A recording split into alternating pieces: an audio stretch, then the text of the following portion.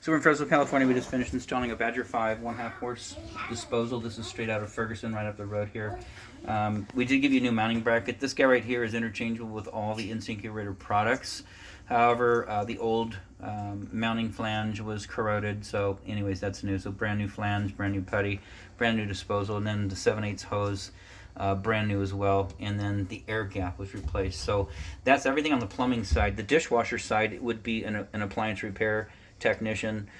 He's the one that would, if you had trouble with this hose not draining or something with the dishwasher, that would be him. We can certainly give you his number if you have trouble with that. But our part, all the plumbing has been replaced. Now this is your tubular kit here that goes over to the drain, and this arm, this T, and then of course the trap and everything in the wall. That's your plumbing, but the disposals are with that arm as well. So that's all ours. So monitor this, keep an eye on it, make sure it doesn't leak.